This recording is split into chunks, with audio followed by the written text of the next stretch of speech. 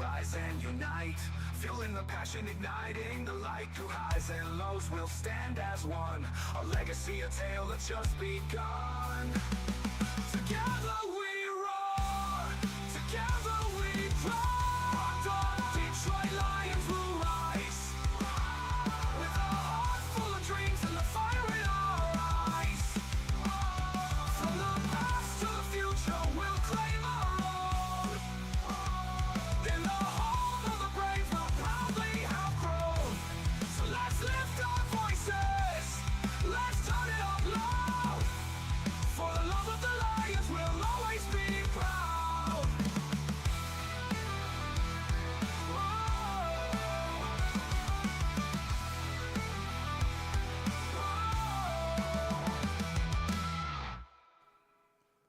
All right, another Detroit Lions victory, moving on to 10-1. Your Detroit Lions have done it again. They are now 6-0 on the Do It for Aiden tour. Man, it just doesn't get any better than this. I don't know if well, I know for sure we haven't experienced a Lions season like this before. So much so, your Detroit Lions just tied their best record ever with the 1934 Detroit Lions. I just read a stat just a moment ago. The number one, this is the most wins in any two-season span in Detroit Lions franchise history. They have now won 22 games over the last two seasons, their most wins in any two-season span in team history. Furthermore, 10-plus consecutive wins, or 10-plus wins in consecutive seasons. That is also a first in franchise history. Ninth straight win. This is the second longest winning streak in a season in franchise history. And where was that other stat that I just read just a moment ago? Right here. The Lions have started the season 10-1. This ties the 1934 Lions for the best start to a season in franchise history. Do you think we have something special here? Maybe just a little bit. Just a little bit. Lions are on a roll, but we lost. We lost a few players today. We had Taylor Decker got banged up again. Carlton Davis went down with a knee injury. David Montgomery went out with a shoulder. And who am I missing? Am I missing anybody? I don't think so. I might be. Buddy, that's just too many. It's just too many. Too many injuries. Week in and week out, we're losing players. Week in and week out, it's next man up.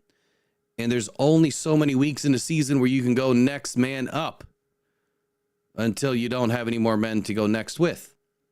Now, someone in the live game stream recommended Xavier Howard if, in fact, that we do lose Carlton Davis for any significant amount of time. We were doing a little research on Xavier Howard during the stream, and look, he fits the bill. He's got the experience. He's a ball hawker. He's only 31 years old. He's only been out of the league this year, hasn't re-signed with the team. He wants to win a Super Bowl. So there is an opportunity for somebody like that to come, and he is willing to take a pay cut, from what I read. Right now, I'm watching the end of the Bears and Vikings game. The Vikings just kicked a field goal to go up 27-16, and Caleb Williams is trying to push the ball down. Oh, just missed on a touchdown to Odunze. So, you Detroit Lions, man, excellent game. I had a lot of pregame calls. I thought that this would be a day for Tim Patrick, and it was. Tim Patrick had a hell of a day, 4 catches for 55 yards. No TDs for him. All the receivers were kept out of the end zone today. It was a ground and pound kind of a day, and Jahmyr Gibbs touched the end zone twice. David Montgomery touched the end zone once. But Jameson Williams was your receiving leader of the day, 5 receptions, 64 yards. Amon-Ra St. Brown, 6 receptions, 62 yards. Tim Patrick, 4 for 55. David Montgomery, 3 for 36. Brock Wright, 2 for 24. Sam Laporta, 3 for 19. Missed on a couple of deep shots. I expected those deep shots to be available for Sam Laporta, and they were. Just was not connecting with Jared Goff early in the first quarter. I also predicted 7 Detroit Lions receivers would touch the ball, and count them up. 1, 2, 3, 4, 5, 6, 7, 8 receivers touched the ball. Would have been 9 as Khalif Raymond dropped his only target of the day. Jahmyr Gibbs, leading running back of the day. I thought he'd go for 100. He didn't quite get there. He was 21 attempts, 90 yards, 4.3 yards per carry. Finished the day out pretty well. Again, 2 touchdowns, and the Bears just scored a touchdown, making it now 27 to what will be 23. Not much time left in that game. That game should be over. David Montgomery rushed 8 times for 37 yards, largely held out due to the shoulder injury. Wishing nothing but the best for David Montgomery. I hope he's okay. And really worried about Carlton Davis, man. He's got the thumb, he's got a knee, and that's just not what we need right now. Carlton Davis has really been instrumental in helping this backfield kind of get up to speed this season, and really been doing well with Terry and Arnold in the mix. And look, having both of them out next week, not good on Thanksgiving. Not good. This Bears team does not want to come into the Ford Field and lose. I can guarantee you that. So it'll be interesting to see what happens over the next few days. I don't think it's going to be enough time for the Lions to bring anybody in. Oh, the Bears just went ahead and got a 2-point conversion. It is now 27-24. Only 22 seconds left. Interesting. I haven't seen an onside kick yet with the new rules, but they can do it in the fourth quarter. So what say you? I thought that the game would be an 18-16 win for the Lions in preseason. I thought it was going to be a 31-13 win the last few days, and it was right in the middle, 24-6. So not a ton of scoring, not a whole lot going on, but they got it done. And again, the Lions scored in the third quarter, which is what matters, that we keep that third quarter streak alive. Panthers just tied the Chiefs, says Nick P. Man, I better pull these scores back open and see what's going on here. Wow, if the Chiefs drop a game, that would be hilarious to the Panthers of all teams. There's 48 seconds left in the Carolina game. I'm wondering if I can get that game on. Let's see. Oh, I can. I can and I will. There we go. Calhoun. Absolutely. Today's star in the defense was Lee McNeil. His constant pressure kept Richardson checked. That was a pre-call for me, pre-game call. I thought that Ali McNeil and Zadarius Smith would have a pretty good day inside. If they decided to move Zadarius Smith to the inside, that Ali McNeil would win those opportunities. And he absolutely did. I mean, this interior offensive line for the Colts is just not great. And Ali McNeil showed why he is an elite defensive tackle. So, yeah, so Ed O'Neill, that was non-contact for Carlton. I thought it looked like an MCL, where he was holding his knee. It could be patella, whatever, patella tendon, but it looked like MCL. I can't imagine it would be something more sinister than that. We'll find out. It's probably going to be a couple of days before we know anything. Again, if it's not a full thickness tear, and it's like a sprain, or a mild tear, he could probably play on it until it tears, right? That's the thing. I'm not sure if they'd want to do a scope, clean it up, suture it a little bit, hold it together, and then it's going to be 3-4 weeks probably before he's able to come back at a minimum. Rest is obviously the most important piece here. So it'll be interesting to see what happens. I'm not looking forward to either outcome. As long as the outcome is good, I guess I'll be okay. But I have a feeling it's not great. Just given the fact that it's non-contact, and you generally don't get that lucky. So onside kick for the Bears. Oh my God, the Bears got it. I don't know if it went 10 yards, but the Bears got it. You've got to be kidding me. The Bears just recovered with 21 seconds left. And the Panthers just sacked the Chiefs. Well, they didn't sack them. They just dropped Hunt in the backfield.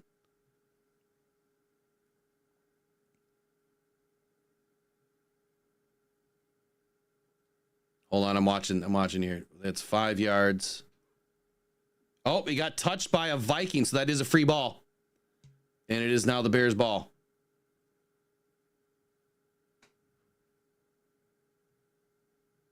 Wow. Can the Bears pull it out? I'd love to see them beat the Vikings. A Bears win does help us. It absolutely does. I've got to get my screens organized here. I got 2 games going on at once. Let me get this one over here. Get this one down here. All right, we got Chiefs to the right. We got Bears to the left. I got the chat in front of me. We got some stats to talk about here. So let me get it pulled open. Wow, interesting games here. Oh, wow. Chiefs just drove it all the way down. They're going to be able to kick a field goal and win. And Bears just had a big completion over the middle. Clock is ticking. I don't know what they're doing. Dude, snap the ball. What are you doing?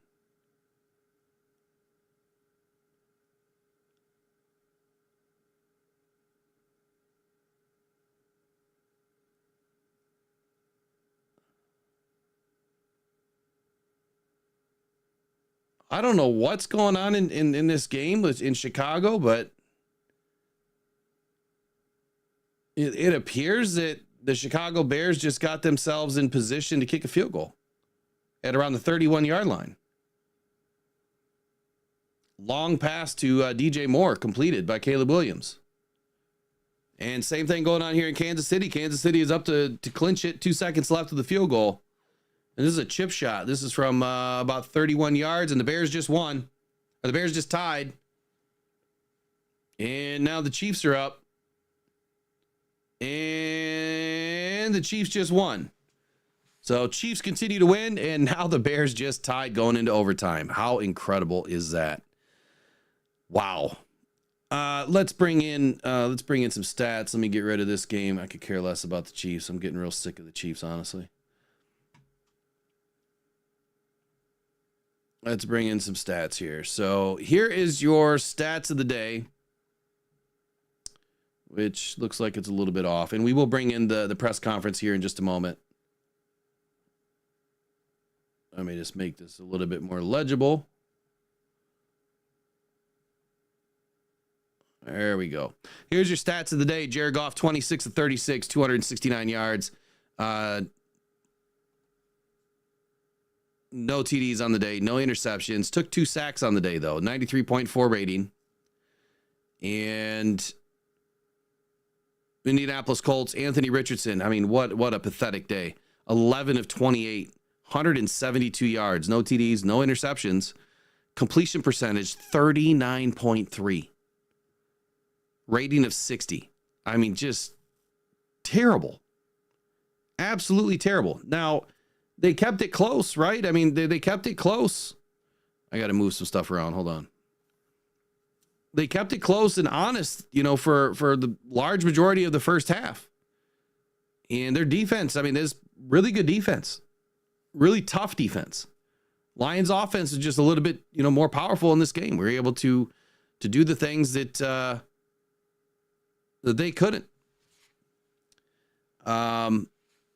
On the ground, Lions again. Not only did we hold the team to another game without a touchdown, but we also hold Jonathan Taylor to 35 yards.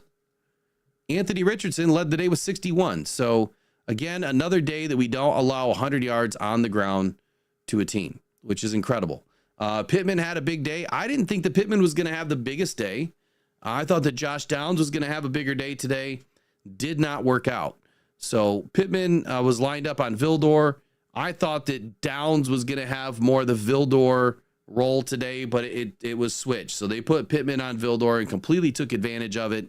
Vildor is a giant liability out there. Now, it's his first real game action in a long time. He doesn't get a ton of snaps. He might be able to improve a little bit, but this is the same Vildor today that we saw last year in the NFC Championship game. Just getting beat deep. He is more of a zone coverage kind of a corner. He does not match up well man-to-man. And look, we run man. That's just what the Lions do. So if we're going to run zone, yeah, he can fit in and he can play a role. But if we're playing man, he's just not the guy.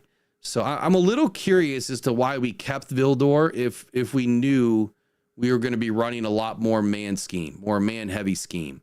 So it'll be interesting to see what the Lions do. We definitely need to get Rakestraw up and healthy. And Terry and Arnold, he's got to get up and healthy because today we missed Terry and Arnold. And I think that you really appreciated just how good the rookie's doing after watching, what happened to Vildor today. Terry and Arnold doesn't let that stuff happen. and he's not afraid of any size wide receiver. He's gone up against some of the bigger ones this season and the smaller ones, and he's pretty much played the same type of game. Alec Pierce, I mean, he's been fairly dynamic all season. You know, early in fantasy, this guy was just putting up points after points, and he's a speedy deep threat. But he was held to 39 yards on 1 reception today. Josh Downs, who got injured there towards the end of the game, had 3 receptions for 27, and Adonai Mitchell, 1 reception for 10 yards. So that's really it for this game. Not a whole lot going on with this game. It's just been one of those days, right? Just one of those days. Now, defensively, let me see if we don't have defensive stats yet. Let me go over to ESPN here. Defensively, Jack Campbell led the way with 9 total tackles, 5 solo, 2 passes defense. So big day for Jack Campbell, getting his hands on a couple of balls. It almost turned into interceptions. He was all over the place, making great plays. You know, did we miss Alex Anzalone today? I don't know. I don't think we did. I think the Lions played pretty well. I'm not saying that we didn't. Of course we miss Alex, but I think in the game, from the game's perspective, the Lions played pretty well, without him, considering that he wasn't in the game. Malcolm Rodriguez, the second leading tackler of the day, had 8 total tackles, 7 solo, and Brian Branch, which, look, let's talk about this one. So did you guys see helmet to helmet? Do you feel like that penalty was warranted? I mean, if anything, I saw very little, but like Lomas Brown and TJ Lang, you know, they both made 2 very good comments where, you know, TJ's like, you know, you tell me how you can lower your shoulder without lowering your head, at least a little bit. I mean, I get it. It's not possible. And Brian seems to play with very tight shoulder pads. His shoulder pads they're not extra wide at all. They're as small as they can possibly get. So I get it. I saw very limited helmet to helmet. I mean, if anything, it was like helmet to ear and then all shoulder. So here's my suggestion for Branch. Dude, if they're on the sideline, you're just going to have to use your hands. You just got to push these guys out of bounds because you're going to get flagged. And I mean, I get what he's trying to do. He's either trying to separate the receiver from the ball, you know, and trying to make a play that way, or, you know, he's just trying to lay the wood. You know, he wants these guys to feel the Detroit Lions defense. But these flags are costing him, and he is a target now by the NFL. And that was a very, identical hit to what happened versus Green Bay, even though that one had a little bit more helmet to helmet involved. I don't think it was intentional. The fact is, that could have been another ejection. Caleb is just dancing way too much, just took a major loss. He should have thrown that ball away. Kirby Joseph, 4 tackles today. We didn't get an interception all day. Almost. Didn't happen. DJ Reader caused 1 TFL. We did pop 1 ball out today that wasn't recovered. And, I mean, that's really it. Everybody else falls in line from there. What I noticed from the defense today is it felt like it was more of the contained style of defense. We were getting interior pressure, and the exterior was there to just kind of stay home. You know, make sure that Anthony Richardson couldn't get, to the outside. Jonathan Taylor couldn't get to the outside. Contain everything to the inside. And for me, I think that was a perfect way to play this game. It was one of my pregame calls that I felt that it would be interior pressure kind of a day, that Aleem McNeil would have the best day out of the defense, and that's what happened. So overall, phenomenal day from the Detroit Lions, moved to 10-1. If you guys would like to call in, we can open up the phone lines here in just a moment. I don't even know if my phone's charged, honestly. Might not be able to. Oh, phone's charged. But before I do that, let's see how many records we got into for today.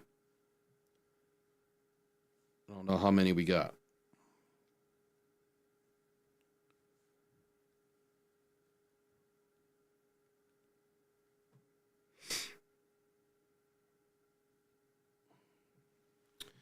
All right, here we go. The Detroit Lions have not allowed a TD in consecutive games for the first time since 1999. Shout out to Prince. We're going to party like it's 1999 at 10-1. Detroit Lions have won 22 games over the last 2 seasons.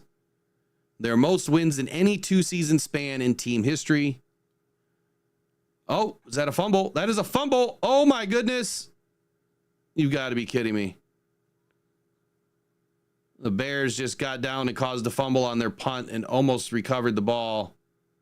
But it looks like the Vikings are going to be backed up all the way down to about the 7-yard line. The Lions have won 22 games over the last 2 seasons. It's our most wins in franchise history.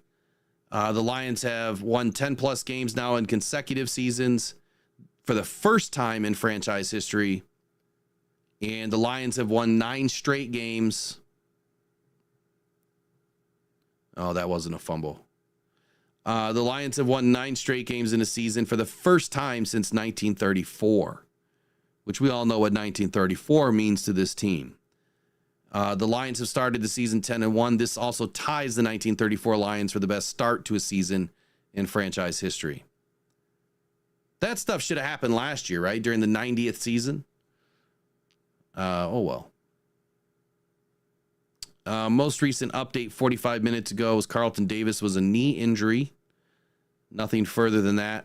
And David Montgomery and Jahmyr Gibbs have each rushed for a TD in the same game now on 5 occasions this season. This ties the second most games in which each member of a running back duo has rushed for a TD in a season in NFL history. Breaking history almost every game. There was also another one where, well, here's another one. The Lions have scored 3+ TDs in 9 straight games, tying the second longest streak of games with 3+ TDs in a single season in team history. They've also scored 20+ points in 9 straight games, tying the second longest streak of games with 20+ points in a season in team history. But this is a big one. Jahmyr Gibbs and David Montgomery are the first running back duo in NFL history to each rush for 10+ TDs in consecutive seasons. I mean, just incredible. Oh, just incredible what these 2 running backs are doing. And I got a question for you. Do you still think that Brad Holmes made the wrong decision by taking Jahmyr Gibbs at number 12? Oh, I love it. I love it when I hear all these haters. You know, they were just mad because they didn't get a chance at drafting Gibbs. That's all. They're just mad. They just mad. All right, phone line's open. You guys want to call in and talk about your Detroit Lions? Bring it. 313-312-0348.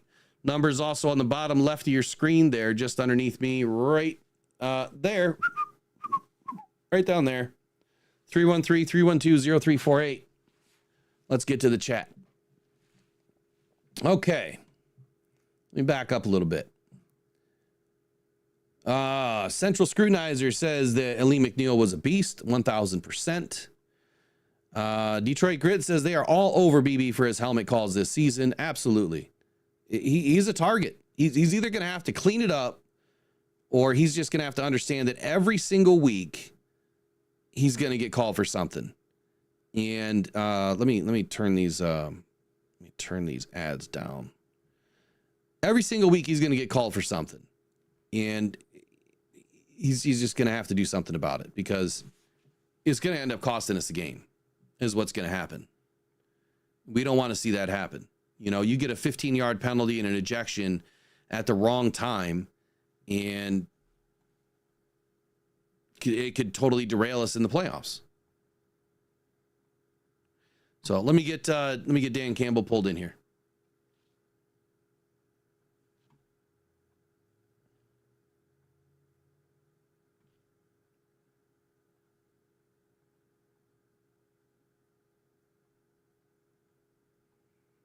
Here from Dan Campbell. Win, that got us to 10. And, that was good. We came and did what we had to do. I thought that team fought. We knew they would. I think Shane and does a great job. I think Gus always has done a great job. Those defenses play hard. They're physical, and they never batted an eye. They were in it till the end and fought our ass. So credit to them. I would highlight our defense first. I mean, there again, this is, whatever it is, 10 quarters without allowing a touchdown, 3 last games in the second half we're not allowing it. So, man, we are, we talk about all the time, limiting points, play physical style, shut down the run. We were able to do that. We knew Jonathan Taylor was going to be the guy we needed to shut down. We did that. They quarterback runs, they got us on a couple, but for overall, we did what we needed to do, and we kept them out of that game. Offense, so much of it was really the way it went down early in the game. We were able to kind of get that lead. 2 of those drives went down and scored touchdowns, which was big, and then just kind of kept them at arm's length to where they couldn't quite get to us. And a lot Williams, of that was field position. We I'll talked look about into going that, into buddy. the game. Appreciate Field it. position was going to be big. We were going to lean on Jack Fox. And, boy, he came through for us. What a monster day, pinning those guys inside the I just missed 20 somebody's numerous call. times. Call right back after Dan Campbell's done. So overall team effort, good win. That's 10. And now we got to get ready for Chicago in a short week back home. Just what about the red zone? You guys I think you've been great all year. The red zone, those were actually 2 key stops. Mm-hmm. What's it been about that part of your defense, that short area that's been really so good? Well, look, when you talk about good red zone offenses, they run the ball. Red zone offenses that are probably top 5, all of them can run the football, and that's what you have to be able to do. And then you can play past all that. We shut down the run. We're really good at shutting down the run. So it starts there. But the amount of detail that goes into what we do, AG every week, the plan is good. It's something we talk about. It's something we preach. We know it's got to be part of our DNA. No different than stopping the run is not allowing points, which means you better be good in the red zone. So I think it's all encompassing. Coaches do a great job. And then our guys are they're taking it to heart, and we're applying pressure, It really seemed Richardson as a runner coming down in the game. How do you guys start to shut that down? Well, look, there is nothing easy about that, and you get so many reps live during the week, and I say live, it's not like we're tackling, but full speed to get a look at it. And then you get in there, you gain the numbers back when the quarterback's a runner, right? You get a 1-for-1. There is no more extra man in the box, things like that. So if one person misfits the run, you get hurt. And, that happened early in the game. Just a couple, one play here, one player here, one player here. We didn't quite fit it right. And all of a sudden they're on you. And they get it, he gets a 10-yard run, explosive run, something like that. So once we kind of calm down, talk about it, this is what we got to do. We were able to settle down and get it done, get it taken care of. And so it was really as simple as that, man. Just handling your business. It doesn't mean there's anything easy about it. I mean, this guy's a load. And with Jonathan back there, with the option of that and then his ability to push it down the field, we, did what we had to do. So, we asked a lot of our defense today, and they did a great job.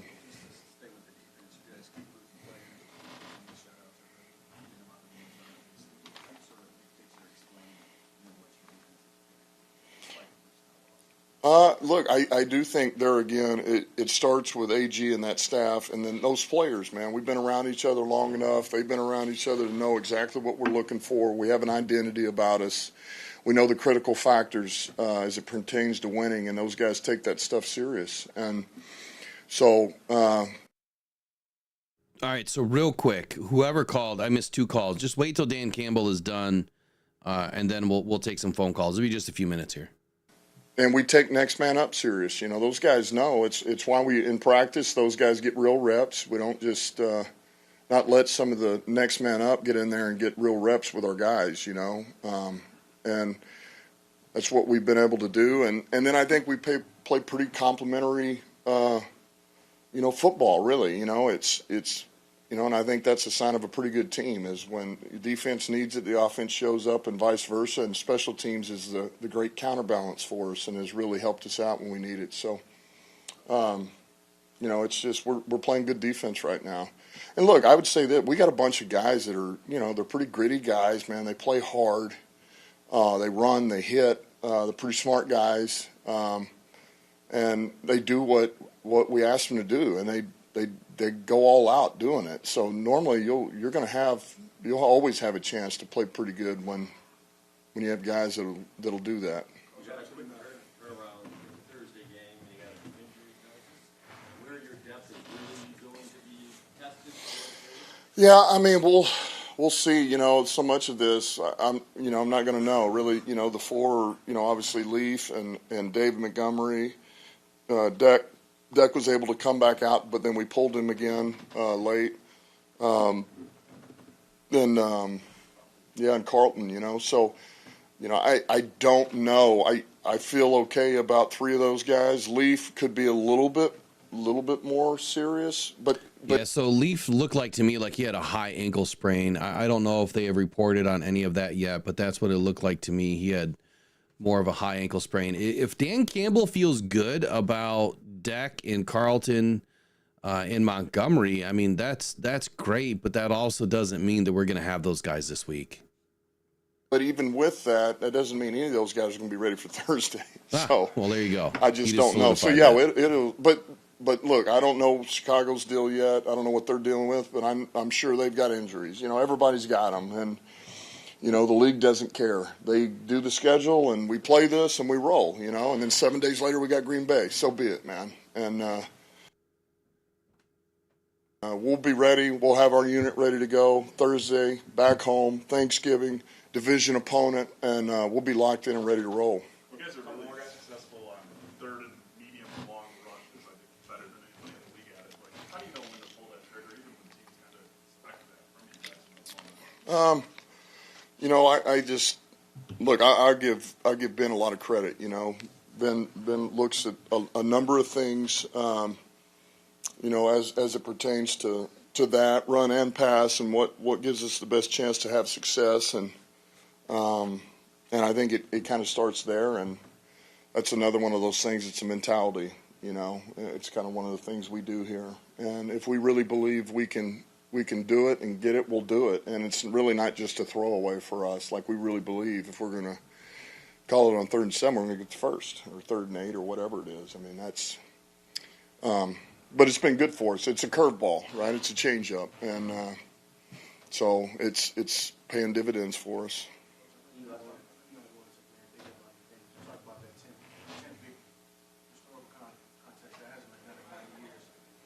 History getting them to it all, or you just so locked in on what you're doing at this moment, you might not even take time to think about that. Getting 10, started 10-1, first time in 90 years.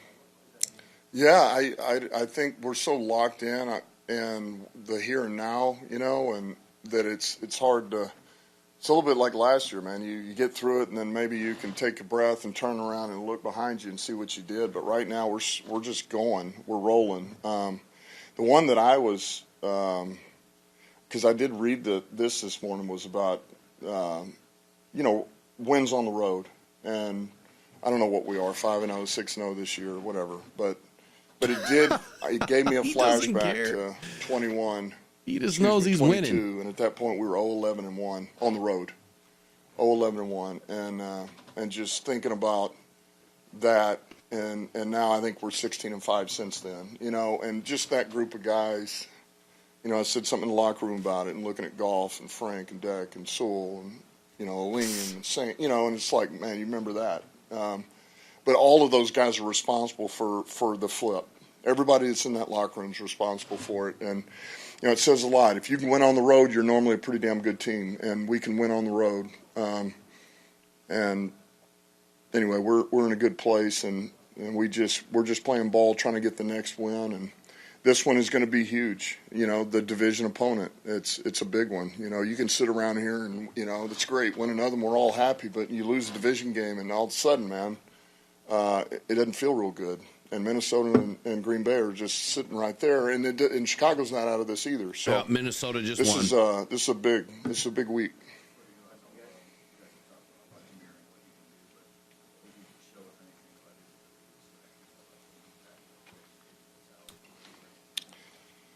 Yeah, I don't thought they had the feel audio like that fixed, was. man. What's going on? I didn't. I guess I didn't put really any stock in it, Dave. You know, I didn't. That doesn't shock me. Like, I think he could take a load, like David can. You know, and no matter if you didn't have one or the other, you're still gonna use somebody just to kind of take some of the load off of those guys. But I thought he did a good job, man. You know, those were some hard yards he got in there, and so that was good to see. But I'm not surprised. I'm really not. Okay. All right. Really? So 5 minutes left. Wow. Being the starting quarterback. there we go. That was Dan Campbell. I at least wanted to get that one in. So phone line's open. The number is up in the Q&A up at the top of your screen. 313-312-0348. I promise I'll answer this time. Apologize I missed your calls. Look, man, the Lions are winning on the road. That is huge. And to Dan Campbell's credit, when is the last time we've ever seen it? I mean, there is no last time. We've never seen a team do this. That just wins. And we expect them to win. Now, today I expected it was going to be a little bit more of a dogfight. It ended up being that way, at least through the first half. But we just win. And Dan Campbell has this team ready to rock and roll every week. And to his credit, like he said, it's next man up no matter what. It just is what it is. We got to have guys ready to go. And whoever it is, they're going to have to play. And they're going to have to play our brand of football. And on the defensive side of the ball, where he mentions, man, the defense is playing so well right now. We're playing really good defensive football. Smart, controlled football. It is so important that I hammer the word smart, because this defense is, and like Dan said, he's got some smart guys, intelligent guys on this team. But being able to play smart football is going to win you more games than just, you know, brute force and brute energy, you know, going out there and trying to play football. Smart football wins time and time and time again. I mentioned it at the very beginning of this season that this is now more of a mental game for the Lions.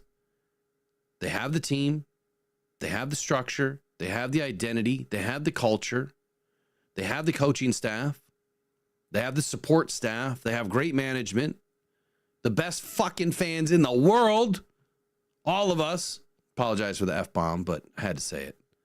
We are the best, man. We take over every stadium that we go to. We show up. Longest wave in NFL history last week. And I was a part of it. So happy to be a part of it.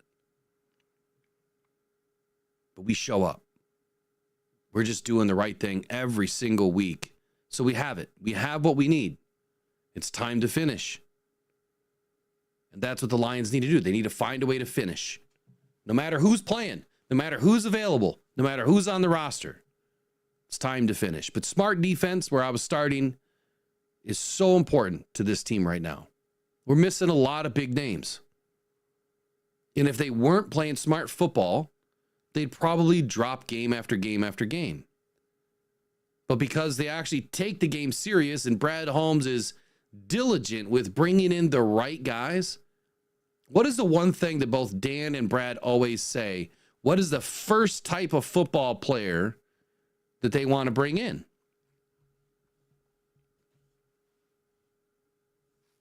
I'll tell you who it's not. It's not the guy that's winning the popularity contest. It's not the guy that's selling the most jerseys. It's not the guy that runs the fastest 40. It's not the guy that benches the most weight. That's who it's not. It's the guys that love football. They have to be football players. Live, eat, breathe, poop football. And if they truly love the sport and you're not treating it as just a job, well, then you're probably going to take it pretty seriously. And you're probably going to have to do what you have to do every single week to get better. And I think that has been the biggest difference for this team, is the type the style, the mental fortitude. I mean, everything that goes into selecting the right football player. And then, yeah, of course, you know, the intangibles mean something. Yes, of course, the times, you know, at the combine, you know, they can mean something. But without being smart and without being a football guy, none of it really matters. Because when you're down, what were we down in Houston? Were we down, what, 18, 20 points, something like that in Houston? When you're getting your ass kicked, a lot of teams don't come back from that. The majority don't. When you throw 5 interceptions and you're completely getting your butt kicked, a lot of guys just fold like a tent and walk away and say, all right, on to the next one. We're done with this one. Not this team, not this brand of football players, not this identity, not this culture, not this coaching staff. No, they're going to go figure out a way to win that game. They got themselves into the mess. Now they're going to go dig themselves out. And today, hey, this game did not start off easy. The Indianapolis Colts drove right down the field. And then they stood up on their business inside the red zone and shut them down for a field goal. It did help that the Colts consistently kicked themselves in the nuts on multiple occasions with big time penalties that were, you know, calling big plays back. But again, it was smart football that saved the day. Being in the right place at the right time. Doing your job. Let's see here. J Mommy says the Lions are the only team that is undefeated on the road. Central Scrutinizers, Lion owned the tiebreaker against Minnesota. And Bo Boo says the Lions are in control of their own destiny. I don't care what the Vikings or the Packers are doing. I don't care about the Eagles or anybody else. There you go, Bo. Way to stand up on business, buddy. Central Scrutinizer says, I think we destroy the Bears. Time to feast on Thanksgiving Day for a change. Man, I hope so. I really hope so. All right, so if you guys want to call in and talk about today's win or the Detroit Lions season, anything that you want to talk about the Detroit Lions, the number is on the screen. 313-312-0348. Let's get your hot takes in.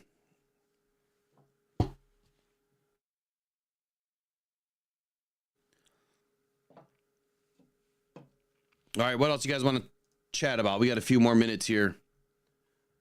Let me see if we've got anybody else lined up for the post-game show.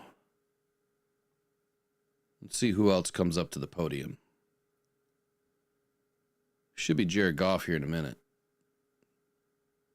You got Jack.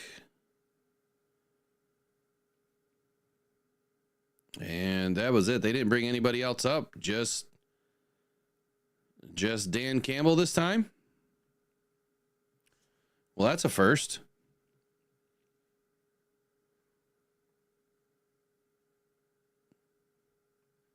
I wonder why that is.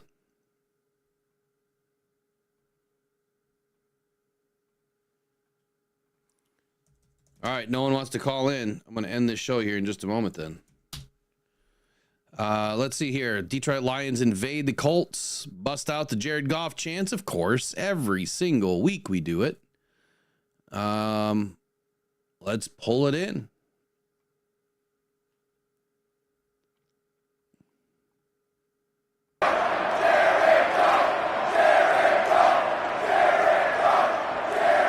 Look at that stadium. It is all Lions.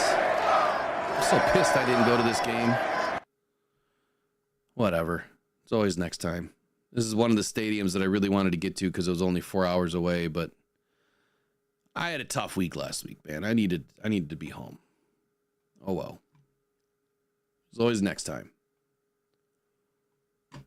Might be a few years, but it's always next time. All right, so anything else on your mind? Zachary Cleary says, I can't wait for our defense to sack Caleb Williams multiple times. You know, I've got to jump right into the Bears because it's going to be a quick week. But we're probably going to jump right into the Bears on Tuesday, probably Tuesday and Wednesday. The week after, so the week after Thanksgiving, we are going to have a Chiefs expert in, and we are going to break down the Detroit Lions and the Chiefs Super Bowl. I think that, you know, there's a good possibility that both of us are going to be in that final game of the season. And hey, why not talk about it? What does he see about the, you know, the Lions that he likes, dislikes, you know, the chances for the Lions to beat the Chiefs and vice versa? We're going to have a good conversation. We're going to do that probably on a Tuesday or Wednesday night or something the following week. So I'll let you guys know when that happens. We'll bring him in and have a good conversation. As far as New Orleans, so I'm going to throw this out there to any of you guys that are in this chat tonight. If you weren't in the previous streams, I am looking for a seamstress, someone that can help design a special little outfit, kind of a costume, if you will. I need someone that can sew and someone that's really good at, you know, maybe helping design a few things. I'll provide all the material, obviously pay you for your time. And I need somebody. So if you know somebody or know somebody that knows somebody, have them email me at mailbag@rockdon.com or call the show phone, the 313-312-0348. I've only got, 7-8 weeks before I need to have it ready. I need to have it ready by the playoffs, at least. And then as far as New Orleans, I'm going to be booking a Verbo that will house 2 more couples or 4 singles, whatever, men, women, doesn't matter. So we're going to open it up to a couple of people if they want to get in on it. And then, of course, if we cancel, I don't think that we get any money back unless we buy trip insurance. So we'll probably do that as well, buy trip insurance. But if you are interested in going to at least one, be part of it if the Lions are there. If they're not there and you want to cancel it, that's fine. You'll get your money back through the insurance company. But we're going to open it up to 2 more couples or 4 singles, whatever, so that we can at least be there. And then it'll be luck of the draw for me to get Super Bowl tickets through the season tickets or having to buy an $8,000 Super Bowl ticket, which either way is what it is. Bo Booth says, I don't remember when a Lions player got chance like Goff is getting. I don't think it's ever happened. Honestly. Maybe when Barry was playing, I don't remember that, Trace. I can't say that I went to enough games when I was that young to really remember. I was pretty young, late 80s, early 90s. I was young back then. So I don't remember the chance. It's funny that Jared Goff gets these chants everywhere. Restaurants you walk into with a bunch of Lions fans, or hockey games, or baseball games, or basketball games. I mean, it's everywhere. It's absolutely everywhere. Don't forget, hopefully it gets launched tonight. If not, it'll be tomorrow. I had to push it off one day. The Buy Me a Coffee /Rockdon, the Honolulu Blue Brew Coffee Blend is now ready, and we'll be shipping out here tomorrow. I've got the first set going out to the elite members. You guys will be getting a couple of bags so that you're good for a few months. I know that, whether you've only been in 2 months or whatever, you get at least a few bags. Get you guys padded, for the rest of the year.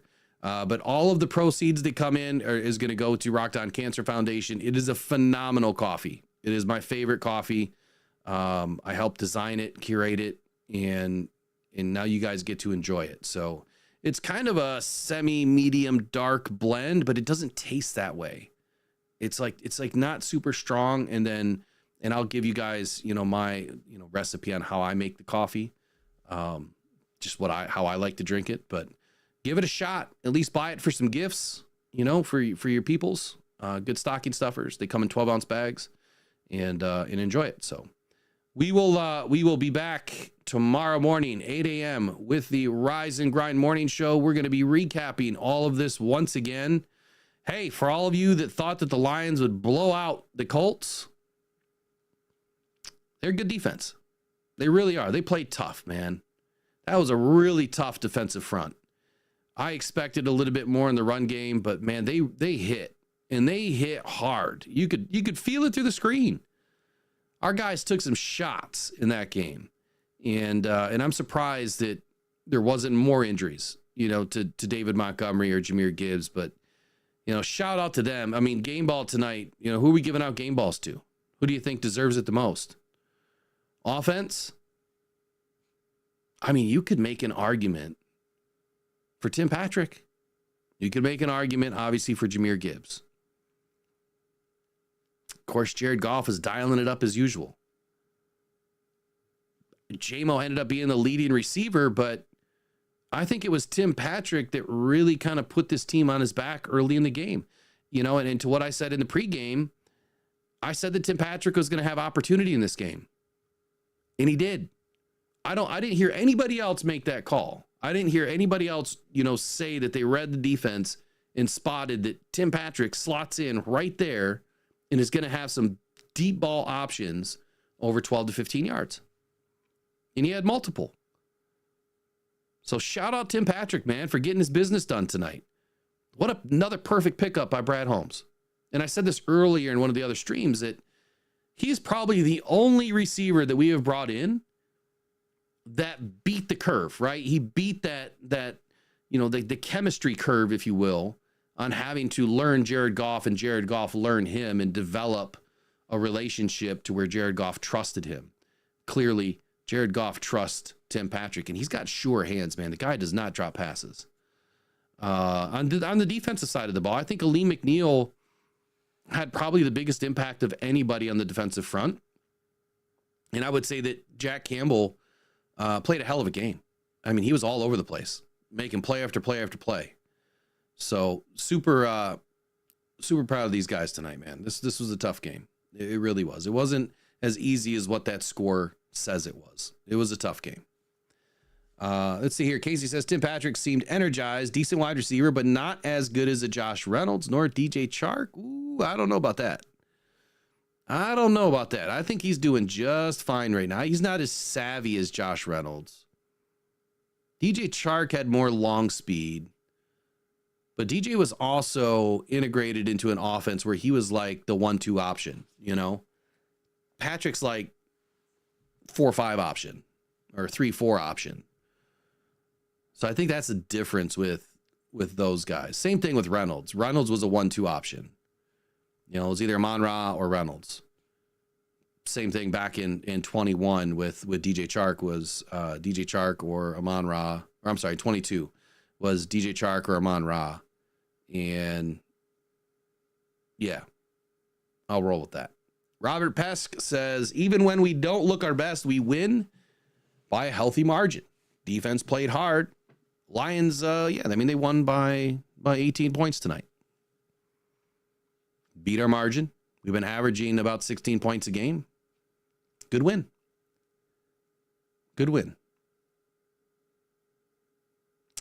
Casey is a better downfield blocker, though, than those two. I love that the most about this team, man. They are so willing to block and really put their bodies in front of it. Anyway, really hoping that Taylor Decker is okay. He got rolled up on. Shoulders are tough for running backs. It'll be interesting to see what happens with David Montgomery. Who else? Khalif Raymond looked like a high ankle sprain. I hope I'm wrong. I hope it's a low ankle sprain, but it looked like it was a high ankle sprain. Could be a few weeks again for Leaf. Who else was injured tonight? Carlton Davis. Carlton Davis could be an MCL. I'm hoping I'm wrong on that one too. I hope it's just a bone bruise, which is not because it was non-contact. So,